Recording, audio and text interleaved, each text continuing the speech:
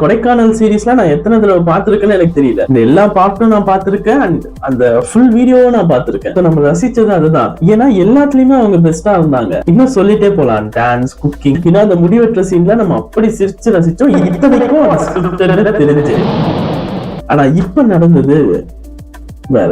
கண்டென்ட்டுக்காக ஒருத்தனை அடிக்கிறதுக்கும் ஒருத்தனை அடிக்கிறதையே கண்டென்ட்டா மாத்துறதுக்கும் வித்தியாசம். இப்பவும் நிறைய வீடியோஸ் அந்த சேனல்ல இருக்க நிறைய வீடியோஸ் நம்ம ஃபேவரட் லிஸ்ட்ல இருந்தாலும் ஒரு சில வீடியோஸ்ல இந்த அடிக்கிறதும் உதைக்கிறதும் இருந்துட்டு தான் இருக்கு. அத சோசியல் மீடியால இருக்க மக்கள் ஏத்துப்பாங்கன்னு தான் நான் நினைச்சேன். லைக் நமக்கு பிடிச்சவங்க தப்பே பண்ணாலும் இவங்க சப்போர்ட் பண்ணுவாங்க அப்படிதான் நான் நினைச்சேன். ஆனா அப்படி இல்லைன்னு நீங்க நிரூபிச்சிட்டீங்க. இது ஒரு பெரிய சோசியல் சேஞ்ச். என்னதான் அந்த டீம் உங்களுக்கு பிடிச்சிருந்தாலும் அவங்க தப்பு பண்ணும்போது இல்ல நீ தப்பு தான் பண்ணன்னு சொல்றது பெரிய விஷயம். ஆனா இந்த நேரத்தை சரியா பயன்படுத்திக்கிட்ட இவரோட ஏட்டர்ஸ் எல்லாருக்குமே இருப்பாங்க. அப்படி குறுக்க வந்த கௌஷிக் தான் இந்த ஏட்டர்ஸ் இருக்கிறவங்க எல்லாம் கெட்டவங்கன்னு நீங்க நினைச்சீங்கன்னா நம்ம எல்லாருமே கெட்டவங்க தான். இதே விஜய் சித்து அவர் முன்னாடி யாராவது கையை கட்டிட்டு நிற்கும் போது அதை எடுத்துடுவாரு.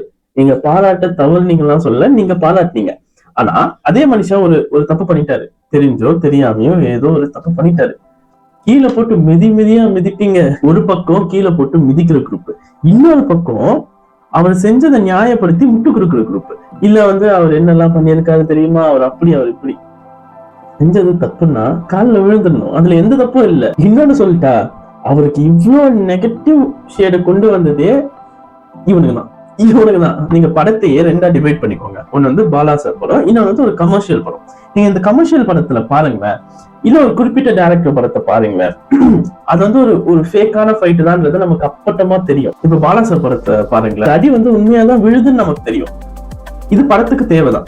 ஏன்னா அந்த ஒரு 2.5 மணி நேரம் நம்மள சீரியஸா ஒரு இடத்துல உட்கார வைக்கணும். சோ அது தேவைதான், இங்க தேவையில்லை. இன்னொன்னு என்னன்னா, விஜய் சித்து அவங்க கிளிப்பை மத்தவங்க யூஸ் பண்ணும்போது காப்பிரைட் ஸ்ட்ரைக் கொடுக்குறாங்கன்னு ஒரு பிரச்சனை கிளம்பி இருக்கு.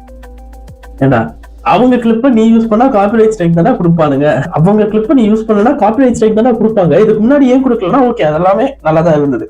இப்போ இது இவ்வளவு பெரிய இஷ்யூ ஆயிடுச்சு, அதை ரிமூவ் பண்ணிட்டாங்க. அன்னைக்கே ரிமூவ் பண்ணிட்டாங்கன்னும் போது அதை நீ போட்டா காப்பிரைட் ஸ்ட்ரைக் கொடுக்காம என்ன தூக்கி மடியில வச்சு கொஞ்சம் செய்வாங்க.